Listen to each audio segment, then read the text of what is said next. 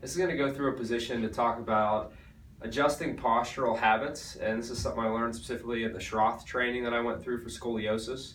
So I found it to be a nice way for a patient to start off applying some of these principles of correcting a posture that's shifted to one side, especially if scoliosis is a part of the picture. So as I stand facing a counter, or especially if I have a dresser with a mirror, it's really useful to have something you can look at. I'm going to show it standing at a counter, and I'm also going to show it sitting at a desk, just because we sit a lot throughout the day too.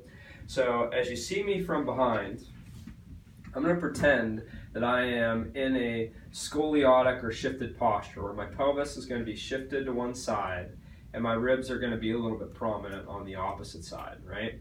Now, regardless of the way that your posture is shifted, this is going to be helpful, right? I want to take my hands to this counter or dresser, and I want to press down and pull my shoulders down away from my ears, right? Now, the first thing I want to think about is if I do feel like my hips are kicked to one side, and I may look in a mirror and see that, I want to see if I can keep my hands firmly on this counter and pull my butt underneath me, right? So when I'm in this position with my hips kicked to one side, I'm typically not going to be weight bearing very well through that leg, right? So I want to feel like I pull my hips underneath me and I have myself so I have even weight through both feet. When my hips come underneath me, I'm typically going to want to shift to that side, right? I want to really keep my shoulders square, and I'll have that mirror in front of me to try and pull my hips under me, right? And the first thing I want to do in this position is just work on gentle breathing, trying to stand up tall, really focusing, I tell patients, on when they inhale, not seeing their shoulders go up towards their ears. So as I'm breathing normally, ideally I'm trying to expand my breathing into this lower aspect of my rib cage and trunk. Most of us want to breathe through the tops of our shoulders, right? So as I'm standing here and I'm watching in the mirror, as I inhale, I'm trying to minimize how much I'm lifting my chest. I'm trying to keep this down as I inhale more here.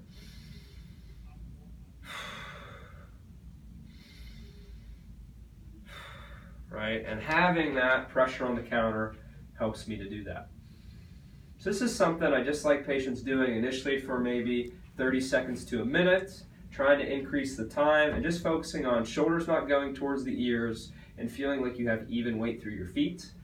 An added bonus would be if you can focus on the weight on your feet being evenly distributed on your heels and your toes, and trying to avoid also being in an excessive butt behind you posture. So trying to have basically your pelvis underneath you, whether that's not kicked out to the side and also not feeling like it's kicked out behind you, pressing into your hands to feeling like you're up nice and tall, and just trying to originally breathe normally, watching that your shoulders are not going up towards your ears, and then trying to increase the amount of inhale, seeing if you can inhale more into your belly without that inhale causing your shoulders to elevate.